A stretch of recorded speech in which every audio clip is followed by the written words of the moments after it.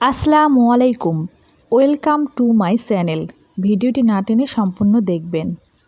কত বঙ্গাব্দে শ্রীকৃষ্ণ কীর্তন কাব্য আবিষ্কৃত হয়? 1316 বঙ্গাব্দে। কত বঙ্গাব্দে শ্রীকৃষ্ণ কীর্তন কাব্য প্রকাশিত হয়? 1323 বঙ্গাব্দে। বাংলা সাহিত্যে রাধাকৃষ্ণ বিষয়ক প্রথম কাহিনী কাব্য কোনটি? শ্রীকৃষ্ণ কীর্তন। হরিনাথ মজুমদার সম্পাদিত পত্রিকার নাম গ্রামবার্তা প্রকাশিকা। কার সম্পাদনায় সংবাদ প্রভাকর প্রথম প্রকাশিত হয়? ঈশ্বরচন্দ্র গুপ্ত। মুসলিম ভারত নামক সাহিত্য পত্রিকার সম্পাদক ছিলেন মোজাম্মেল হক। গৌড়ীর ব্যাকরণ নামের গ্রন্থের রচয়িতাকে রামমোহন রায়। আধুনিক কালের চলিত ভাষার প্রবর্তককে Pramod Chowdhury. Fort William College প্রতিষ্ঠা করেন লর্ড ওয়েলসলি। সাংস্কৃতিক ভাঙা সেতু গ্রন্থ কে রচনা করেছেন? আখতারুজ্জামান ইলিয়াস। দুধে ভাতে উৎপাত গল্পগ্রন্থের রচয়িতা আখতারুজ্জামান ইলিয়াস। দোজকের ওম গল্পগ্রন্থটি কার রচনা? আখতারুজ্জামান ইলিয়াসের রচনা। নিজেকে মরুকবি বলেছেন নজরুল। কোন কবির স্মৃতি বিজড়িত ত্রিশাল থানাটি? কাজী নজরুল ইসলাম। কাজী নজরুল ইসলাম কত বছর বয়সে দুরারোগ্য রোগে আক্রান্ত হয়ে বাকশক্তি হারিয়ে ফেলেন? 43 বছর বয়সে। নজরুল ইসলামের প্রথম প্রকাশিত কাব্যগ্রন্থ কোনটি? অগ্নিবীণা। কাজী নজরুল ইসলামের অগ্নিবীণা কাব্যটি প্রকাশিত হয় 1922 সালে। ফণী মনসা কাব্যের রচয়িতাকে? বিশ্বকবি কাজী নজরুল ইসলাম। কোন গ্রন্থটি কাজী নজরুল ইসলামের রচনা নয়? পথের পাঁচালী। পথের পাঁচালী লিখেছেন বিভূতিভূষণ বন্দ্যোপাধ্যায়। খেয়াপাড়ের তরুণী কবিতার কবিকে? কাজী নজরুল ইসলাম। জাতীয় কবি কাজী নজরুল ইসলামের স্ত্রীর প্রমীলার সমাধি কোথায়? ভারতের Churulia. Field of the embroidered quilt কাব্যটি কবি জসীমউদ্দীনের কোন কাব্যের ইংরেজি অনুবাদ? নকশিকাঁথার মাঠ। নকশিকাঁথার মাঠ কোন জাতীয় কাব্য? কাহিনী কাব্য। নকশিকাঁথার মাঠ কোন কবির কাব্যকে আশ্রয় করে বিশ্বব্যাপী পরিচিতি লাভ পেয়েছে? কবি জসীমউদ্দীন। জীবন থেকে নেওয়া ছবিটির পরিচালক কে? জহির রায়হান।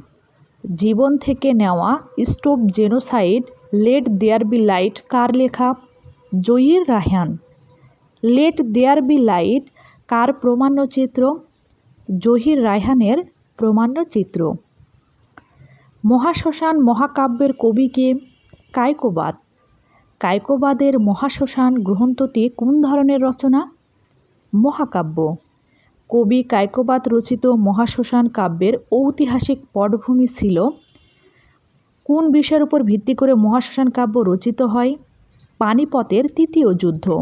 বাংলা গদ্য প্রথম বিরাম চিহ্ন বা জ্যোতির ব্যবহারের কৃতিত্ব কার? বিদ্যাসাগর। বাংলা ভাষায় বিরাম চিহ্নের ব্যবহার কোন সাল থেকে শুরু হয়? 1847 সাল থেকে। বিধবা বিবাহ রহিতকরণ বিষয়ে যে কলম যুদ্ধ শুরু করেন অথবা হিন্দু সমাজের বিধবা বিবাহের প্রবর্তক ঈশ্বরচন্দ্র বিদ্যাসাগর। কাজী নজরুল ইসলামের জীবনকাল কোনটি? 1899 থেকে 1976 খ্রিস্টাব্দ।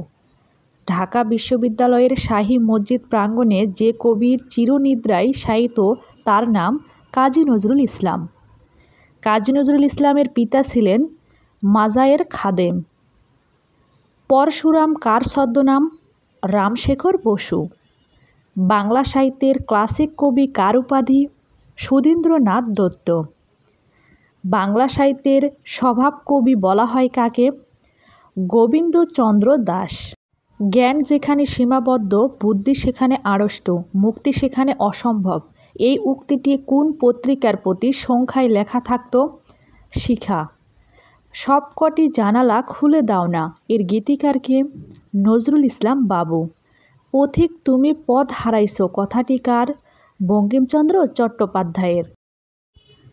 ভারতবর্ষের প্রথম সংবাদপত্রের নাম কি? বেঙ্গল গেজেট। বাংলা ভাষার প্রথম সাময়িকী হল দিকদর্শন। বাংলা ভাষায় প্রথম সাময়িক পত্র কোনটি? দিকদর্শন। বাংলা সাহিত্যর মধ্যযুগ কোনটি? 1201 থেকে 1800। প্রকৃতপক্ষে বাংলা সাহিত্য মধ্যযুগের অবসান ঘটে কখন? 1760 সালে। মধ্যযুগের প্রথম নিদর্শন কোনটি? শ্রীকৃষ্ণ কীর্তন। কত সালে রবীন্দ্রনাথ ঠাকুর সাহিত্যে নোবেল পুরস্কার লাভ করেন? 1913 সালে। এশিয়ার প্রথম নোবেল পুরস্কার বিজয়ী হলেন রবীন্দ্রনাথ ঠাকুর। গীতাঞ্জলি ইংরেজি অনুবাদ সম্পাদনা করেছেন ডব্লিউ.বি. ইয়েটস। তুমি আসবে বলে হে স্বাধীনতা কার কবিতা? শামসুর রহমান। স্বাধীনতা তুমি কবিতাটি কে রচনা করেন? শামসুর রহমান। আসাদের ষাট কবিতাটির লেখক কে? বা আসাদের ষাট কবিতাটির রচয়িতা কে? শামসুর রহমান। ব্রাহ্ম সমাজের প্রতিষ্ঠাতা হলেন রাজা রামমোহন রায়। সতীদাহ প্রথা রহিতকরণে কোন সমাজ সংস্কারের ভূমিকা উল্লেখযোগ্য? রাজা রামমোহন রায়। রাজা রামমোহন রচিত বাংলা ব্যাকরণের নাম কি? গৌড়ীর ব্যাকরণ। মাইকেল মধুসূদন দত্তের রচনা কোনটি? Captive lady. The captive lady কাব্যটি লিখেছেন মাইকেল মধুসূদন দত্ত। রবীন্দ্রনাথ ঠাকুরের প্রথম প্রকাশিত উপন্যাস বউ ঠাকুরানীর হাট। ঘরে বাইরে উপন্যাসটি কার লেখা? রবীন্দ্রনাথ ঠাকুরের। রবীন্দ্রনাথ ঠাকুরের কোন গ্রন্থটি উপন্যাস? শেষের কবিতা। মানিক বন্দ্যোপাধ্যায়ের পদ্মা নদীর মাঝি উপন্যাসটির প্রকাশকাল 1936 সালে।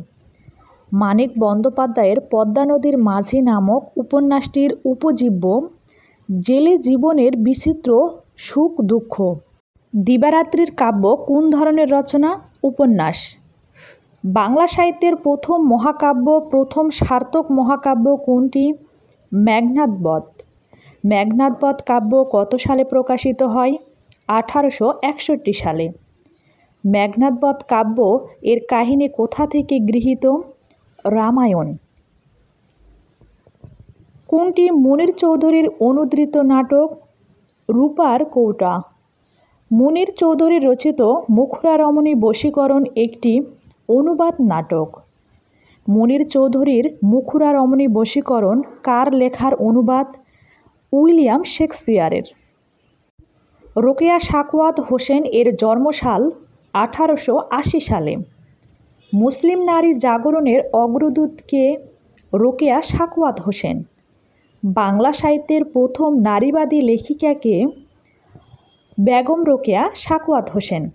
মীর মোশাররফ হোসেনের অমর গ্রন্থের নাম কি? বিষাদ সিন্ধু। বিষাদ সিন্ধু কী ধরনের রচনা? উপন্যাস। উদাসীন পথিকের মনের কথা কার রচনা? মীর মোশাররফ হোসেন। রবীন্দ্রনাথের প্রথম প্রকাশিত নাটক কোনটি? বাল্মীকি প্রতিভা। রবীন্দ্রনাথ ঠাকুরের কোন গ্রন্থটি নাটক? রক্তকরবী। রক্তকরবী কি? রবীন্দ্রনাথের নাটক। বাংলা সাহিত্যের প্রথম সার্থক উপন্যাস দুর্গেশ নন্দিনী। প্রথম প্রকৃত বাংলা উপন্যাস কোনটি? দুর্গেশ নন্দিনী। বাংলা সাহিত্যের প্রথম সার্থক উপন্যাস দুর্গেশ নন্দিনী কত সালে প্রকাশিত হয়? 1865 সালে। ফররুখ আহমেদের শ্রেষ্ঠ কাব্যগ্রন্থের নাম কি? সাত সাগরের মাঝি। সাত সাগরের মাঝি কাব্যগ্রন্থের রচয়িতা কে? ফররুখ আহমদ। সিরাজাম মুনিরা কাব্যের রচয়িতার নাম? ফররুখ আহমদ। বাংলা সাহিত্যের প্রথম উপন্যাস টেকচাঁদ ঠাকুরের আলালের ঘরে দুলাল কোন সালে প্রকাশিত হয়? 1858 সালে। ঠকচাচা চরিত্রটি কোন উপন্যাসের? আলালের ঘরে দুলাল। আলালের ঘরে দুলাল বঙ্কিমচন্দ্র প্রশংসিত গ্রন্থ। বাংলা সাহিত্যের প্রথম চলিত রীতির ব্যবহারকারী কে? প্রমোদ চৌধুরী।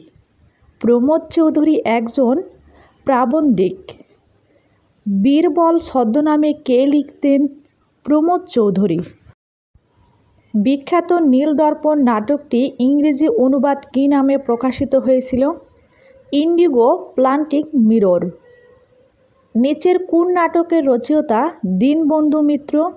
বিয়ে পাগলা বুড়ো। জীবনানন্দ দাশের প্রথম কাব্যগ্রন্থ ঝরা-পালক। মহাপৃথিবী কাব্যগ্রন্থ কার লেখা? জীবনানন্দ দাশ। জীবনানন্দ দাশ রচিত কাব্যগ্রন্থ কোনটি? মহাপৃথিবী।